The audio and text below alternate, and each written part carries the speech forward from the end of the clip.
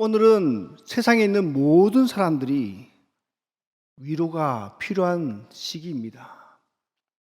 오늘날 어떤 사람은 육체적으로, 어떤 사람은 정신적으로 위로가 필요한 시대라고 이야기합니다. 어떤 사람은 화려한 인생을 살아갑니다. 연예인들처럼요. 그런데 그들은 여전히 어느 병원에서 약을 먹으면서 화려한 생활을 이어나가는 이야기들을 자주 볼 때가 있습니다. 그리고 우리 역시 나이가 들기 시작하면 몸 어딘가에 문제가 하나하나씩 생기지 않습니까? 여러 가지 방편으로 병원에서나 아니면 사람과의 상담이나 이런 것들로 우리는 끊임없이 도움을 받아야 합니다. 하지만 가장 힘든 것은 앞이 보이지 않는, 희망이 없는 그런 통로를 걸어갈 때가 너무나 나의 마음이 무너지고 힘이 듭니다. 하지만 성경에서는 우리를 위로할 분이 계시다라고 말씀합니다. 히브리서에 있는 많은 사람들은 어려움을 겪었습니다. 힘이 듭니다. 의지할 데가 없습니다. 그런데 이 서신을 쓰면서 저자는 힘을 내. 우리들은 의지할 곳이 있어. 우리들을 옆에서 도와주시는 분들이 계십니다라고 말하고 있습니다.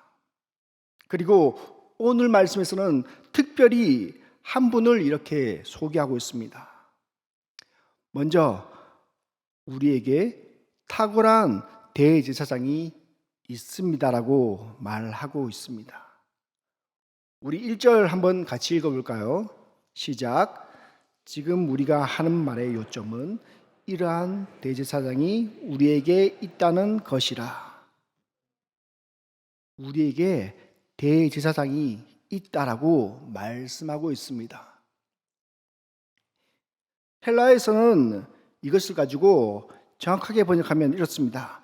우리에게 이와 같은 대제사장을 우리는 소유하고 있습니다라고 이야기합니다. 에코란 단어를 써서 가지다, 소유하다라고 말하고 있습니다. 이와 같은 대제사장은 어떤 분이실까요? 우리가 전에 읽었던 7장에서 나온 그 대제사장을 말하고 있습니다. 멜기세덱의 반차를 따르는 대제사장입니다. 그는 정말로 독특한 신분을 가지고 있습니다. 7장 4절에서는 그가 얼마나 위대한지 생각해 보십시오라고 우리들에게 소개시켜주고 있습니다. 왜냐하면 대제사장은 레위 자손만 그 직분에 오를 수 있습니다. 하지만 멜기세덱의 반차를 따르는 대제사장은 레위인이 아니었습니다. 혈연에 의한 직책을 가지지 않았습니다. 그는 유대의 신분을 가졌기에 정확하게 말하면 대제사장이 되는 것이 불가능합니다. 하지만 그는 멜기세덱의 반차, 특별한 신분을 가지고 있다라고 성경에서는 고백하고 있습니다. 7장 17절에서는 영원한 멜기세덱의 반차를 따르는 제사장이다라고 말하고 있습니다. 그는 영원하시죠. 변하시지 않죠. 불멸의 존재입니다. 그리고 25절에 보면 온전하게 구원하실 수 있는 분으로 소개하고 있습니다. 27절에서는 단번에 자기를 드려서 제사를 드렸다라고 말씀하고 있습니다. 우리는 이런 대제사장을 소유하고 있습니다. 우리 마음속에 대제사장이 있습니다. 8장에서는 그의 존재를 더욱더 분명하게 말씀하고 있습니다. 1절 남은 절 우리 한번 같이 읽어볼까요? 시작. 그래서 지극히 크신 이의 보좌 우편에 앉으셨다. 그는 특별한 자리에 지금 앉아 있습니다. 하늘의 위대한 왕자 우편에 계십니다. 그는 우리가 생각하지 못한 정말 탁월한 자리에 앉아 계시는데 왕의 자리 우편에 앉아 계신다라고 말하고 있습니다. 정말 최고의 위치에 올라가 계신 분이시죠. 그렇다면 한번 생각해 보시죠. 왕의 우편의 자리는 누가 만들어 주셨을까요? 그리고 그 자리는 누가 내어 주셨을까요? 바로 우리 하나님께서 그 자리를 만들어 주시고 그 자리를 내어 주셨습니다. 그리고 동시에 그는 하나님께 인정받는 사람이며 하나님과 언제든지 소통할 수 있는 분으로 소개하고 있습니다.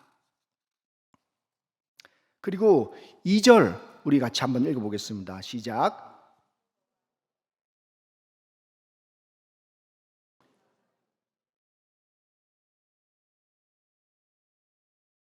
맞습니다. 그는 성소와 참 장막을 섬기시는 분이십니다. 대제사장은 당연히 성소와 장막을 섬깁니다. 인간 제사장도 동일하게 섬기고 있습니다. 그런데 성경에서는 그분은 특별한 능력을 가지고 계신데 특별한 장소에서 섬기신다라고 말씀하고 있습니다. 그는 참 장막을 섬긴다라고 말씀하고 있습니다. 헬라어로 테스 알레티노스라고 이야기합니다. 장막은 장막입니다. 동일한 장막 같습니다. 그런데 참된 장막을 섬기고 있습니다. 진정한 장막을 섬기시는 분이 바로 그분입니다. 사람이 섬기는 장막은 임시적인 장막입니다. 한계가 있습니다. 우리가 물건을 쓰다 보면 한계가 있잖아요. 자동차를 쓰다 보면 한계가 있잖아요. 언젠가는 바꾸어야 되는 것들이잖아요. 사람이 하는 모든 것들은 언젠가 버리고 바꾸어야 됩니다. 하지만 하늘에 계신 대제사장은 그렇지 않다라고 말하고 있습니다. 한 사람은 가짜 성소와 가짜 장막을 섬기면서 제사 드리고 있습니다. 한 사람은 진짜 성소와 진짜 장막을 섬기고 있는 분이라고 설명하고 있습니다. 그리고 2절 우리 남은 부분 한번 또 같이 한번 읽어볼까요? 시작. 이 장막은 주께서 세우신 것이요 사람이 세운 것이 아니다. 하늘의 장막은 주님께서 직접 세웠다라고 말씀합니다. 주께서 직접 텐트를 치듯이 만든 것이죠. 그런데 생각해 보십시오. 땅의 장막은 누가 만들었나요? 우리가 이 예배당에서 이렇게 예배 드리는데 우리가 만든 것이 있나요? 땅에서 장막을 세울 때 많은 사람들이 동원되었습니다. 성경에서는 대표적인 사람 몇몇을 꼽습니다. 브살렛, 올리압, 그리고 마음이 지혜로운 사람, 그 사람들이 성막에 동원되어서 많은 것들을 만들게 되죠. 브살렛은 총감독으로 일합니다. 하나님의 영을 받았습니다. 그래서 충만해졌습니다. 지혜와 총명과 지식으로 많은 것들을 만들게 됩니다. 금, 은, 노수로 세공을 하게 되고 보석을 깎게 되고 나무를 조각하게 됩니다. 많은 정교한 작업들을 주도합니다. 올리압은 부감독 역할을 합니다. 조각을 하고 설계를 하고 청색, 자색, 홍색 실과 가는배 실로 수놓는 직조 기술을 활용하여서 성막을 아름답게 꾸밉니다. 마음이 지혜로운 사람들은 여러 기술자들과 함께 성막 안에 있는 물건들, 쓸 것들을 만듭니다. 많은 사람들이 성막을 만드는데 참여했죠. 그런데 대제사장은 무엇을 했습니까? 대제사장의 역할은 따로 있습니다. 그는 지성소를 출입하면서 대속죄일에 집례를 행합니다. 유일하게 1년에 딱 한 번 있는 그 지성소에 홀로 들어가는 사람이 바로 대제사장입니다. 그리고 백성의 죄를 사해달라고 기도하죠. 그리고 또 그는 하나님의 뜻을 묻기 위해서 판결한 사람입니다. 우림과 둠림을 가지고 하나님의 뜻이 무엇인지, 어려운 이 문제를 어떻게 헤쳐나가야 되는지 하나님께 구하고 백성들에게 전달합니다. 그리고 성막을 관리하고 제사를 총괄하는 일을 맡고 있습니다. 그리고 마지막으로 동시에 백성을 축복해 줄 수 있는 그런 권한을 가지고 있습니다. 인간 대제사장과 그리고 성막을 만드는 사람은 따로 있습니다. 하지만 우리가 믿고 있는, 우리가 의지하고 있는 하늘에 계신 대제사장은 모든 것들을 스스로 만들 수 있는 능력을 가지고 계시고, 그리고 모든 예배를 집례하시고 사람들을 고치시고 회복시키는 능력을 함께 가지고 계신 분이 바로 우리가 믿고 우리가 의지하는 그 분입니다. 많은 사람들이 하나님께 받은 지혜와 능력을 사용했다면 하늘에 계신 대제사장은 하나님의 능력으로, 하나님의 지혜로, 하나님의 작품으로 모든 것들을 만들어낼 수 있는 능력을 가지고 계십니다. 그리고 동시에 대제사장의 직분을 완벽하게 수행할 수 있는 분이 바로 그분입니다. 그의 축복은 인간의 축복과 비교할 수 없습니다. 인간이 한 축복은 하나님의 능력을 빌려서 대신 전해주는 말입니다. 하지만 그는 하나님의 능력 그 자체를 우리에게 부어줄 수 있는 능력을 가지고 있습니다. 혹시 낙심자가 있습니까? 아니면 육체적으로 고통받는 사람이 있습니까? 그분은 그 모든 것들을 완벽하게 치료하시고 회복시키는 능력을 가지고 계십니다. 그리고 동시에 하나님과 사람을 바르게 연결시켜 줄 수 있는 분이 바로 그 분입니다. 그분은 참 인간이십니다.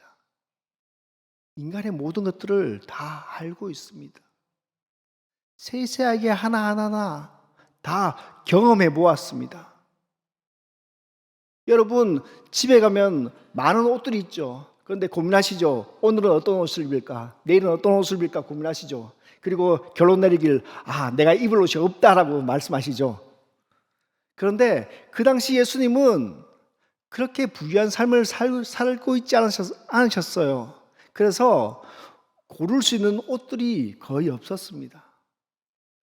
오늘날처럼 30세끼 먹는다는 것은 불가능한 일이었습니다. 여러분보다 더욱더 어려운 삶을 사셨습니다. 그리고 온전하게 하나님의 뜻을 그대로 행동으로 나타내셨습니다. 얼마나 사람에 대해서 잘 알겠습니까?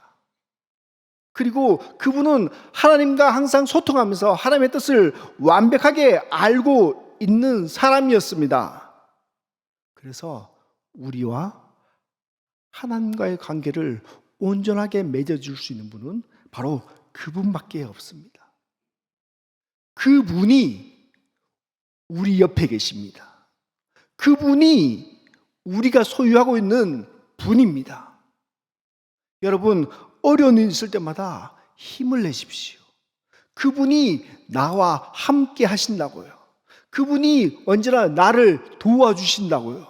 성경에서는 오늘 분명하게 말씀하고 있습니다. 두 번째로 하늘의 대제사장과 땅의 대제사장은 다릅니다. 우리 3절 한번 같이 읽어볼까요? 시작. 대제사장마다 예물과 제사 드림을 위하여 세운 자니 그러므로 그도 무엇인가 드릴 것이 있어야 할지니라. 아멘. 대제사장은 높은 자리에 앉아서 많은 것들을 주의합니다. 그리고 하나님께 나아갈 수 있는 특별한 직무를 수행하고 있습니다. 그런데 손에 드릴 것을 가지고 나아가야 합니다. 화목을 위해서, 나의 죄를 위해서 대신 무언가를 죽여서 하나님께 드려야 합니다. 이것은 동물이나 식물 등 여러 가지를 하나님께 반드시 드려야 되는 것이죠. 그런데 하늘에 계신 대제사장은 그런 드릴 것이 없습니다. 왜냐하면 자기 자신을 단번에 드렸기 때문입니다. 그분은 절대로 땅의 대제사장이 될 수 없습니다. 땅의 대제사장은 율법에 따라서 예물을 끊임없이 드려야 됩니다. 성경에 5대 제사가 있습니다. 번제, 소제, 화목제, 속죄제, 속건제가 있습니다. 제사를 드릴 때마다 여러 가지 제물들이 필요합니다. 번제는 흠 없는 수소, 숫양, 숫염소, 가난한 사람은 산비둘기나 집비둘기 새끼를 드립니다. 소제는 고운 가루로 기름과 유황과 소금을 섞어서 드립니다. 화목제는 흠 없는 소, 양, 염소를 드리고요. 속죄제 때는 사람들마다 조금씩 드리는 것이 다른데 대제사장이나 이스라엘 전체를 드릴 때는 수송아지, 족장은 숫염소, 평민은 암염소 또는 어린 암양, 가난한 사람은 비둘기 2마리, 한 마리는 번제용으로 드리고요. 한 마리는 속죄용으로 드립니다. 정말 가난한 극빈층은 고운 가루 10분의 1 에바, 한 2.2리터 정도의 고운 가루를 하나님께 드려서 나아가야 합니다. 그리고 하나님과 사람과의 관계를 회복해야 합니다. 하지만 대제사장, 우리가 믿는 대제사장, 하늘에 계신 대제사장은 그런 제물이 필요가 없습니다. 이전에는 사람들이 날마다 자기 죄를 위해서, 매일매일 짓는 죄를 위해서 날마다 제사를 드리려면 제물을 드리고 나아가야 됩니다. 하지만 단번에 제사를 드렸기 때문에 이제는 그것이 필요가 없습니다. 7장 28절에 보면 율법의 약점을 가진 사람을 제사장으로 세웠다라고 이야기합니다. 제사장은 율법에 흠이 있는 사람이죠. 부족한 사람이죠. 완벽한 사람이 아닙니다. 그런데 이제는 맹세의 말씀은 영원히 온전하게 되신 아들을 세웠다라고 이야기하고 있습니다. 우리가 믿고 있는 사람은, 우리가 의지하고 있는 사람은, 우리 가슴 속에 있는 그분은 스스로 제물이 되셔서, 완벽한 제물이 되셔서 더 이상 제물을 드리지 않아도 되는 능력을 가지고 계신 영원하신 분이시라고 말하고 있습니다. 그리고 5절 한번 같이 읽어보도록 하겠습니다. 시작. 그들이 섬기는 것은 하늘에 있는 것의 모형과 그림자라. 사람이 섬기고 있는 형태는요, 하늘의 것과 유사하게 만들어졌다라고 말합니다. 성경에서는 산에서 내게 보이던 본을 따라 지으라라고 하나님께서 모세에게 말씀하셨습니다. 그것은 원형이 아닙니다. 따라 지었고 유사하게 만들었다라고 분명하게 기록하고 있습니다. 사람은 하늘에 보이는 것, 하나님께서 말씀하시는 것, 그 모습을 이 땅에 세워 놓은 것이죠. 그런데 여러분 생각해 보십시오. 원본과 복사본의 차이는, 원본과 모형의 차이는, 그 가치는 얼만큼 차이가 날까요? 그 효과는 얼만큼 차이가 날까요? 한번 그림으로 한번 이야기해 보겠습니다. 유명한 화가들이 있습니다. 유명한 화가들의 그림을 그리면 그 원본은 엄청난 가치를 가지고 있습니다. 정말 내 재산을 다 들여서라도 사지 못할 만한 가치를 가지고 있는 작품들이 많이 있습니다. 그에 반해서 그것의 복사본은 어떤가요? 복사본은 내가 조금만 노력하면 얼마든지 구할 수 있는, 다른 사람이 봐도 아무도 그런 가치를 쳐주지 않는 그런 작품입니다. 그렇다면 여러분 생각해 보십시오. 성경의 원본과 사본은 얼마나 가치가 차이가 날까요?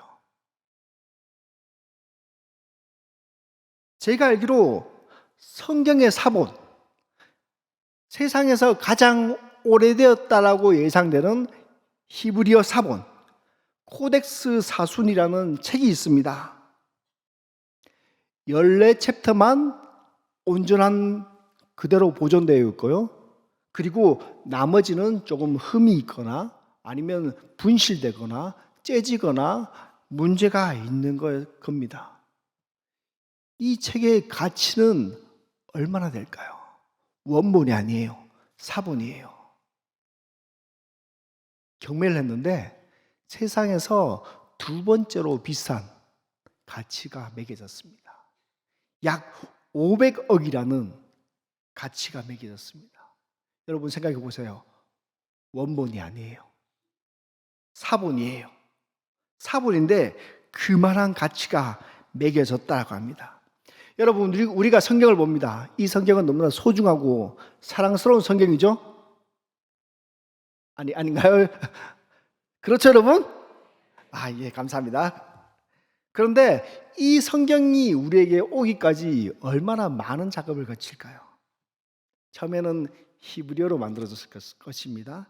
헬라어로 만들어졌을 것입니다. 그것이 번역되어서 라틴어로 만들어졌을 것입니다. 그것이 번역되어서 또 영어로 번역됩니다. 또 중국어로, 일본어로 넘어가서 최종적으로 한국어로 번역됩니다. 그렇다면 우리가 가진 이 성경은 원본으로서 가치는 있나요? 역사적인 원본으로서의 가치는 없을 것입니다. 하지만 여러분, 우리가 보는 이 성경에서는 하나님의 은혜와 하나님의 진리가 적혀져 있습니다. 그리고 이 성경을 통해서, 이 말씀을 통해서 우리는 위로를 얻게 됩니다. 그런데 하늘에 있는 것은 완벽한 원본이 있다라고 말하는 것입니다, 오늘. 사본도 엄청난 가치가 있는데 우리가 고대하고 기대하는 하늘에 있는 것은 이것보다도 더욱더 소중하고 더욱더 위대하고 더욱더 놀라운 것들이 있다라고 말하고 있습니다. 이 땅에는 한계가 있는 사람들이 섬기고 있습니다. 우리 있는 성경도 한계가 있죠. 원본이 아니잖아요. 그런데 하늘에 계신 대제사장은 완벽한 능력으로서 세상의 모든 것들을 주관하시고 모든 것들을 관리하시고 모든 것들을 회복시킬 수 있다라고 말씀하고 있습니다. 우리는 시간이란 공간이란 곳에서 갇혀 삽니다. 그리고 많은 물건을 가지고 생활하죠. 하지만 시간이 지나면 몸도 병들고 낡아지게 되어 있습니다. 많은 성전에 있는 물건들이 있는데 이 물건들 역시 처음에는 깨끗하고 처음에는 반짝반짝 빛이 났지만 시간이 지나면 낡아집니다. 언젠가 또 고쳐야 되죠. 그리고 못 고치게 되면 교체하거나 바꾸어야 합니다. 그런데 하늘에 있는 장소는 그렇지 않다라고 말하고 있습니다. 우리가 있는 장소는 언젠가는 없어져야 될 장소입니다. 계속 바뀌어야 되죠. 사람도 바뀔 겁니다. 하지만 하늘에 있는 장소는 변함이 없습니다. 오늘 그분이 사역하시는 하늘에 계신 그분은, 하늘에 계신 대제사장은 우리들에게 완벽한 은혜와 위로를 베풀어 주실 수 있는 분이라고 소개하고 있습니다. 그리고 마지막으로 세 번째로, 하늘의 대제사장은 더 좋은 언약의 중보자입니다 라고 말하고 있습니다. 우리 6절 한번 같이 읽어볼까요? 시작. 이제 그는 더 아름다운 직분을 얻으셨으니 그는 더 좋은 약속으로 세우신 더 좋은 언약의 중보자니라. 아멘. 그는 더 좋은 약속으로 세우신 더 좋은 언약의 중보자라고 우리들에게 소개하고 있습니다. 더 높은, 한 차원 더 뛰어난 약속을 가지고 더 높은, 더 뛰어난 언약의 중보자가 되셨습니다. 과거와는 한 차원 더 높다는 거죠. 과거에 우리가 섬기던, 우리가 예배드린 것보다 더욱더 높은 경지로 이끌어 주실 수 있는 분이 바로 그분이라고 말하고 있습니다. 동시에 그분은 중보자입니다. 중보자는 후견인, 보증인 같은 사람입니다. 내가 재판을 받고 있을 때 나를 변호해 주거나 나에게 부채가 있을 때 보증해 주는 사람을 말합니다. 두 사람을 중재시켜주고 화해시켜줄 수 있는 분, 그리고 나에게 어려움이 있을 때 대신 나에게 보증이 되는 사람, 그분이 바로 중보자이십니다. 그분은 사람과 다르게 나의 모든 것들을 중보해 줄 수 있으신 분이십니다. 나의 작은 것부터 시작해서 나의 큰 것까지 모든 것들을 다 해줄 수 있는 분이 바로 그분입니다. 성경에서는 많은 중보자들이 등장해요. 모세도 정말 특별했죠. 하나님과 직접 소통하면서 많은 백성들을 이끌고 나아가는 사람입니다. 대제사장, 제사를 통해서 하나님과 백성의 죄를 해결해 주는 사람입니다. 선지자, 하나님의 말씀을 듣고 많은 사람들에게 대언해 주는 사람이지 않습니까? 선한 왕들도 있습니다. 좋은 결정과 좋은 예배와 하나님을 바르게 가르쳐 주는 방향으로 백성들을 이끌어 나아가는 사람이 있습니다. 구약에는 이런 많은 중보자들이 있습니다. 그런데 이제는 그런 중보자들보다 더욱더 확실하게 중보해 주신 분이 바로 하늘에 계시는 대제사장이라는 것입니다. 사람과 소통합니다. 그분은 하나님과 소통합니다. 가장 빠르고 가장 확실하고 가장 정확하게 좋은 관계를 만들어가는 분이 바로 그 분이십니다. 그리고 그분은 새로운 언약까지도 맺게 하시는 분이십니다.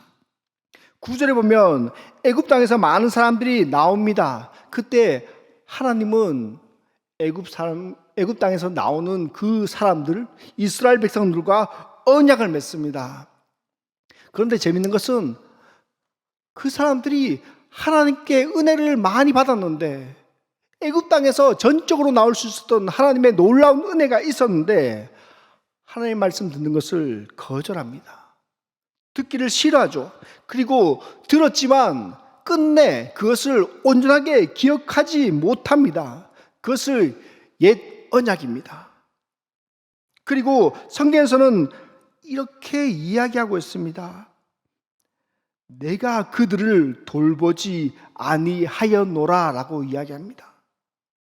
이것은 소홀히 했다, 등한시했다라는 뜻입니다.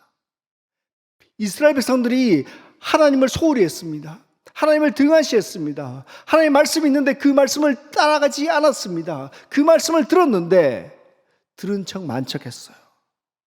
하나님께서 화가 나시겠죠. 분노가 나시겠죠. 그래서 마찬가지로 이스라엘 백성들을 소홀히 했다라고 말씀하고 있습니다. 그런데 새 언약에서는 그렇게 이야기하지 않습니다. 우리 마지막으로 10절 한번 같이 읽어볼까요? 시작. 또 주께서 이르시되 그날 후에 내가 이스라엘 집들과 맺을 언약은 이것이니 내 법을 그들의 생각에 두고 그들의 마음에 이것을 기록하리라. 나는 그들에게 하나님이 되고 그들은 내게 백성이 되리라. 아멘. 이전에는 글로 쓰여진 언약이 있었습니다. 그리고 말로서 구존되는 언약들이 있었습니다. 이 말씀은 그냥 내가 마음에 드는 것만 골라서 취했습니다. 선택해서 지켰습니다. 나의 마음에 들지 않는 것들은 지키지 않았습니다. 그래서 하나님께서 그들을 싫어하셨죠. 그런데 새 언약은 다릅니다. 새 언약은 생각에 두고 마음에 기록하였다라고 말씀하고 있습니다. 새 언약은요, 단순히 쓰여진 언약이 아닙니다. 새 언약은 내 마음속에 직접적으로 말씀되는 언약입니다. 하나님께서 우리의 삶에 직접적으로 개입하시는 거죠. 그리고 11절에서는 이렇게 기록하고 있습니다. 주를 알라 하지 아니할 것은 적은 자로부터 큰 자까지 다 나를 알미라. 과거에는 나이로, 경험으로, 직분으로 하나님을 경험하는 것이 다 차이가 납니다. 하지만 새 언약은 그렇지 않습니다. 그 모든 것과 상관없이 하나님을 동일하게 알 수 있습니다. 혈통이나 민족이나 그 모든 것들을 초월해서 예수님을 새롭게 경험할 수 있는 것입니다. 12절에서 이렇게 기록합니다. 내가 그들의 불의를 긍휼히 여기고 그들의 죄를 다시 기억하지 아니하리라. 하나님께서는 완전한 용서를 선포하십니다. 옛 언약은 선포와 완전한 용서가 있었지만 조건이 붙어 있습니다. 하나님의 말씀을 온전히 지켜서 해 나가야 되는 것이었습니다. 희생제사를 드림으로써 내 죄를 고백하고 해결해야 됐습니다. 그리고 반복적으로 계속적으로 행해야 됐습니다. 하지만 이제는 아닙니다. 하나님의 주권적 은혜로 완벽하고 온전한 속죄가 일어나는 것입니다. 누구 때문에요? 하늘에 계신 대제사장 우리 예수님 때문에요. 우리 곁에 계시는 대제사장은 누구시며 여러분 어떤 분이십니까? 그분은 탁월하십니다. 스스로 모든 것들을 완성할 수 있는 분이십니다. 그리고 하나님의 뜻을 알고 합당하게 모든 직분을 수행할 수 있는 분이 그분입니다. 그리고 영원한 원본의 위치에서 하나님과 함께 일하고 계신 분이 바로 그분입니다. 과거의 언약과 비교할 수 없는 더 높은 차원의 언약을 가지셨고 세상에 있는 모든 사람들을 완벽하게 중보할 수 있는 분이 바로 그분입니다. 우리가 믿고 있는 바로 그분입니다. 우리가 섬기고 있는 바로 예수 그리스도가 그분이십니다. 그분이 나와 함께 있습니다. 그분이 나의 마음속에 계십니다. 어려울 때, 힘들 때, 위로가 필요할 때 우리는 그분을 끊임없이 찾아야 합니다. 말씀을 맺도록 하겠습니다. 말씀을 맺으면서 제가 은혜 받았던 경험했던 일을 한 가지 말하려고 합니다. 제가 몇 년 동안 선교를 해오면서 많이 힘들었던 것 같습니다. 그래서 3월 달에 동북에 와서 앉아서 계속 살가다 보니까 갑자기 허리가 너무 아프더라고요. 허리가 끊어질 듯이 아프더라고요. 그럴 때 여러분들은 어떻게 했겠습니까? 아프면 무엇을 할까요, 여러분? 병원에 갈 수 있겠죠. 한의원에 가서 치료할 수도 있고 치료를 받을 수도 있을 것입니다. 하지만 저는 새벽에 나와서 그냥 기도했습니다. 하나님, 제가 아프면 사역을 못 하는데 하나님 어떻게 해결해 주셔야 되지 않겠습니까? 라고 기도했어요. 그러니까 어떻게 되었을까요? 고통이 완벽하게 없어졌어요. 하나님은 멀리 계신 분이 아니세요. 우리가 믿고 있는 예수님은 단지 하늘에 머물고 계신 분이 아니세요. 우리가 알고 있는 성령님은 다른 사람들에게 성령님을 계속 조명해 주는 분이 아니세요. 그분들은 나를 보고 계시고 오늘 나의 기도를 기다리고 계시고 그리고 나에게 역사해 주시려고 대기하고 계신 분이에요. 그분들은 우리가 의지할 만한, 완벽하게 의지할 만한 분이세요. 여러분, 우리는 언제 낙심하게 될까요? 언제 모든 것을 포기하게 될까요? 정말 가능성이 없다라고 느꼈을 때 모든 것을 포기하게 될 것입니다. 더 이상 앞이 보이지 않았을 때 모든 것을 내려놓게 되죠. 절망 속에 빠지게 되죠. 그런데 절망하지 마세요. 왜냐하면 우리에게는 희망이 있기 때문에요. 시시때때로 우리를 도와주신 분이 바로 옆에 계십니다. 지금 우리가 하는 말의 요점은 이러한 대제사장이 우리에게 있다는 것이라 오늘 이 말씀을 믿으면서 나아가시기 합니다. 하나님을 소유하고 그 소유한 하나님을 가지고 세상을 살아가시길 바랍니다. 그리고 예배드리시기 바랍니다. 그리고 즐겁게 사시길 바랍니다. 우리가 의지할 분이 내 안에 계십니다.